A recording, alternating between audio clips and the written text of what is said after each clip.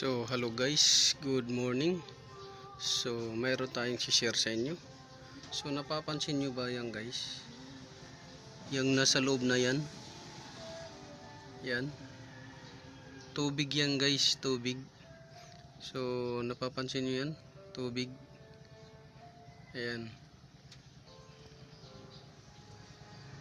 Oh. Yan. Yan yung tinatawag na moisture. Moisture guys. Dito makita din kayo, ayan o, tubig sa loob. So moisture yan guys, yan yung tinatawag na moisture. So pagka yan na dumami dito sa baba, ang resulta niyan guys, yan o, yan yung resulta pagka dumami. So nagiging latak na siya, yan, at nagiging madumi. So yan yung dahilan. So panoorin nyo to guys, may share ako sa inyo. Hello guys, good morning. So welcome back to my YouTube channel. This is Utoboy Show. So mayroon tayo share dito. Kung may mga motor kayo, may mga sasakyan kayo, so panoorin nyo to. So ang ating share ngayon ay yung mga symptoms na hirap paanda rin sa umaga. Tapos bagong karga ng gasolina sa gasoline station pero ayaw mandar. Tapos pumupugak at minsan namamatay sa daan. So ano nga ba yung mga posibleng dahilan nito guys? So dito dahil marami nagtatanong sa atin, ito may mga video na ako na na-upload tungkol dito, pero ating ulitin sa inyo. So una, panoorin nyo yung video na yung in-upload ko kung bakit nagkakaroon ng mga sintomas na hirapan na rin sa umaga. Tapos pumunta kayo sa gasoline station, nagpakarga, ayaw tuloy umandar, tapos namamatay sa daan, pumupugak, walang puwersa, low power. So yan yung mga sintomas na ating share sa inyo. So ito guys, bakit nga ba ito nagkakaroon ng dumi sa fuel filter? Ito, bakit may mga putik, kalawang? So putik at saka kalawang yan. Tapos dito, yan, putik at saka kalawang. So bakit nga ba nagkakaroon ng problema to, or ganitong sitwasyon or senaryo? So punta tayo dito sa ating gasolina. So ang normal na gasolina guys ay dapat ganyan, malinaw. Pero pagka yung tangke ninyo ay hindi ninyo minsan pinupuno, laging kalahati, 1/4, magkakaroon yun ng moisture itong area na to, itong bakante na to, yan hanggang dito. So kagaya niyan, may tubig sa loob, magbe-build up yan ng moisture, magiging tubig yan sa ilalim. Parehas nito, yan, may imbak yan doon. So may mga video na tayo about this guys. So pagka naipon yan at yung tangke ninyo kinalawang, so ito na yung magiging resulta. Kita niyo yan, tubig sa ilalim. Yan, tubig sa ilalim. Tapos sa ibabaw ay kalawang. So yan o, kita nyo kung gaano karami. So yan yung dahilan kung bakit itong fuel filter ninyo ay magiging barado, magkukos ng low power, hirap paanda rin sa umaga, namamatay kahit na bagong karga ng gasolina sa gasoline station, at pumupugak dahil konti na lang ang nahihigop na gasolina. Ngayon, pag konti na lang nahihigop na gasolina, itong motor na to guys, bakit pinapalitan ko to? Dahil nag-high resistance na to siya. So pag konti lang yung nahigop na gasolina dahil sa barado, ito guys, iinit to ng husto, iinit hanggang sa yung winding niya sa loob ay mag-iinit ng husto. So that's the time na mag-uumpisa na ng pagkasunog or yung winding niya, yung status ng winding niya hihina na yung hold ng voltage niya. So mag-resistance yan, all or low resistance. So yan yung nagiging dahilan. So kagaya nito, putik na kalawang yan. So yan yung putik na kalawang. So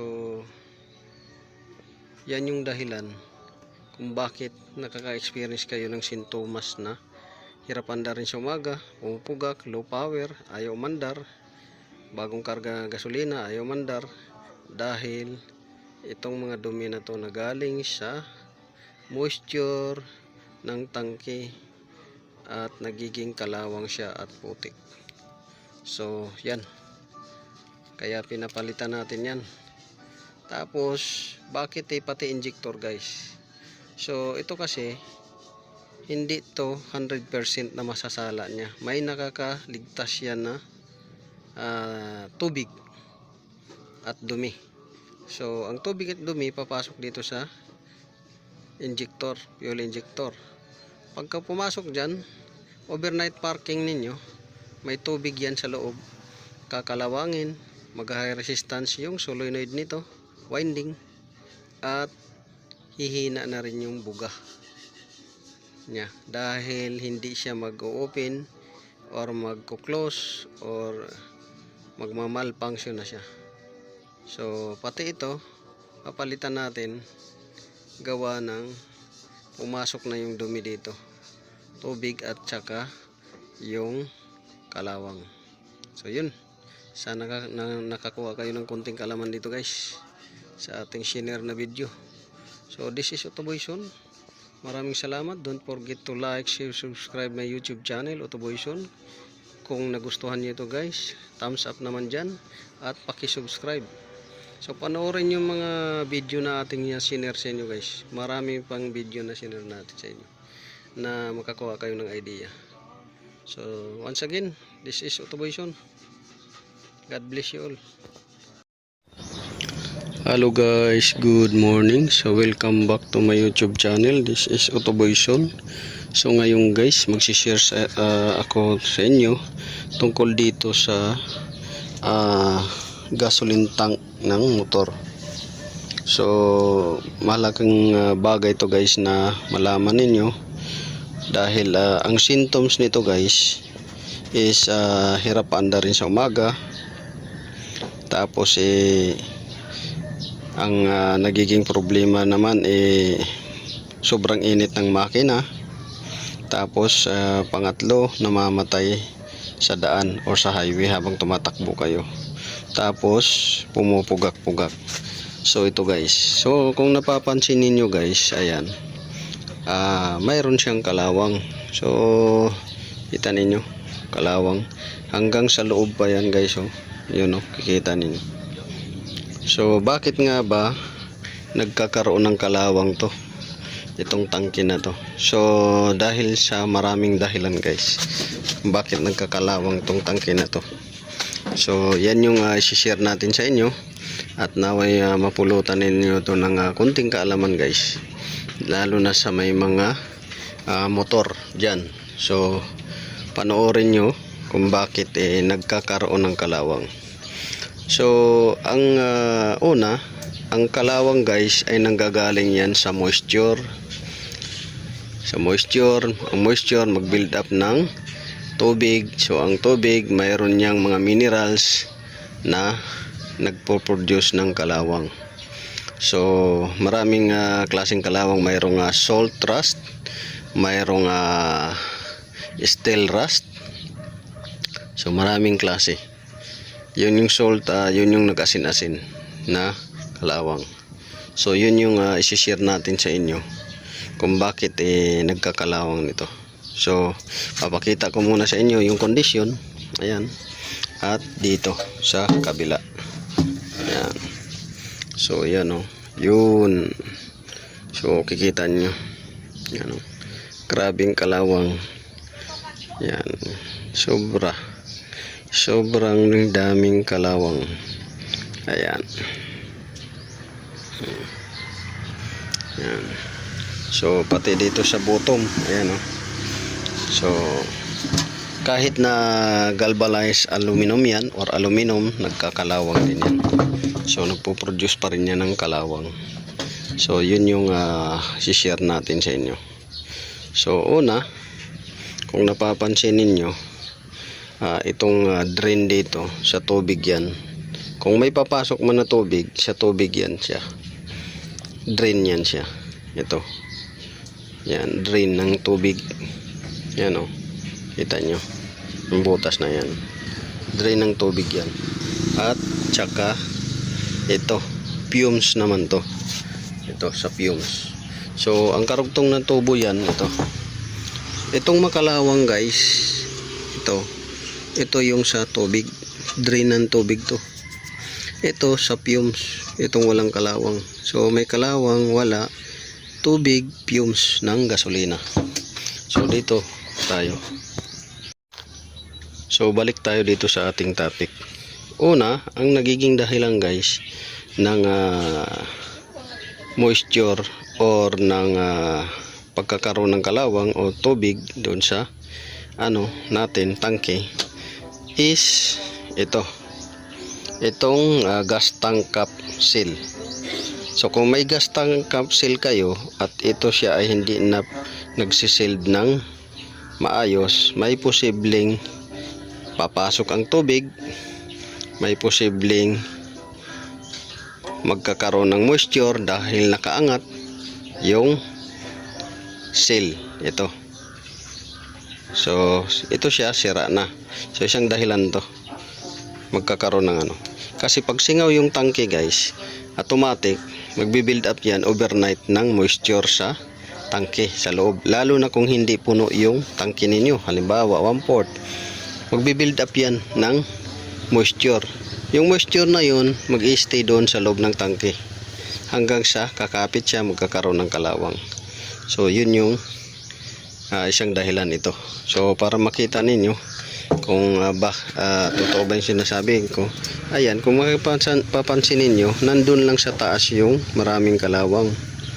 Ayun. So meaning nadadagdagan to ng gasolina hanggang kalahati. Ayan o, kalahati. Kasi sa baba yung wall niya malinis. Ayan, malinis.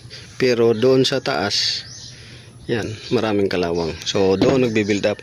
So meaning dito yung gasolina, ito walang kalawang, pababa dito puro kalawang.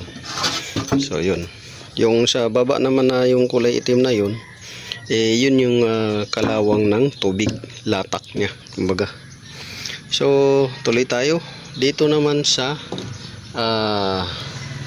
pangalawa, itong gas tank cap nya. So una, ito yung dahilan, yung gas tank cap rubber or seal. Pangalawa, itong gas tank cap.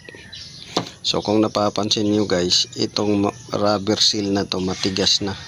Ayan, tigas na yan, hindi na kayang mag-sealed yan ng butas. Itong butas na to. So kung ito nakakalusot siya dahil matigas na rin at hindi na siya kayang mag-sealed ng butas, ito rin ganun, hindi na rin niya kaya mag-sealed ng butas. So mayroong pagkakataon nito na papasok yung tubig, lalo na kung barado yung drain na yan sa tubig, barado, aapaw dito.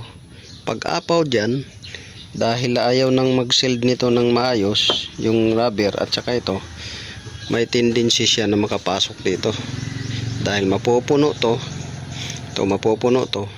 papasok na doon. So walang butas yan sa gilid para sa drain nito. So kung may butas siguro dito, pwede pa, kaso hindi pwedeng lagyan dahil papasok doon sa mga electronic parts nya dahil nandito yung banda ng niya. So yan. Tapos paglusot niyan, mag-build up na ng moisture. Kagaya nito, nag-stack up na siya. dahil nabasa. Ayan, ito yung tinatawag na salt rust. Ayan, salt rust, nag-asin-asin na powder. Ayan, so itong ano niya, lock dito. Ayan, ito lock. Pagka sinusian na mo yan, hindi nagagana, hindi na gumagana, nag-stack up na to. Ayan o, yan o, nasira na nga yan o, lumuwang na siya siguro sa kakapilit pag susi. Ayun, so yan yung ano, dahilan kung bakit pumapasok yung tubig dyan at moisture, dahil dito sa pouring na to, sa rubber seal nito, sa gas tank cap, at itong nag-stack up na susian, kaya pumapasok dito dahil minsan barado yung drain. Tapos itong fumes nya na dito yung nakatapat, ito yan, pag barado yan, namamatay yung makina, nagbabacuum yan siya. So yun yung ano. So lastly, yung pinakahuli, guys ay yung tubig. So kung nagkakarga kayo sa isang gasoline station na gaya ng sinasabi ko nga, ay bihira lang pupunta yung mga sasakyan, papagasolina, papakarga. So may possibility guys na yung amount ng water nya, kasi hindi naman perfecto yung tangke ng isang gasoline station na hindi magkakaroon ng tubig sa baba. Kaya nga mayroon yan silang ginagawa na yung pinapasuka nila. Yung pinaka-bottom, may motor yon na naka sa hose, at higupin doon yung tubig. Higupin yung tubig palabas, kumbaga para madala yung latak. So dito, ganun rin dito. Ang problema lang dito ay mag-i-stay yung tubig sa tangke. Hindi kagaya sa gasoline station, mayroong ibang gasoline station na medyo high-tech. Mayroon talaga silang panghigop, yung pinaka-bottom na level para makuha yung mga tubig-tubig doon, latak. Halimbawa, kung ito yung pinaka-bottom, mayroon dyan na nakasalang na hose na may motor sa taas para higupin yan para mailabas. Pero hindi natin alam sa mga ngayong gasoline station kung mayroon silang ganyan. Kagaya nito, wala namang drain dito para sa tubig or latak, dahil ang ano nito is FI, fuel pump ang gamit. So mag-i-stay talaga yung tubig, kagaya yun, nagiging latak na siya or kalawang. So yun lang ang may share ko sa inyo guys about gasoline tank, kung bakit nagkakaroon ng kalawang sa bottom area, bakit nagkakaroon ng tubig sa loob nito. Yun yung sinabi ko sa inyo, na dahil dito at dito. So yun, this is Otoboyson. Naway nakakuha kayo ng konting kaalaman dito sa ating share. At don't forget to like, share, subscribe my YouTube channel, Otoboyson. Yung page din natin guys, supportan nyo. Yubik Irish Sarcon, Yubik Works TV, Otoboyson. So hanggang sa muli, God bless you all.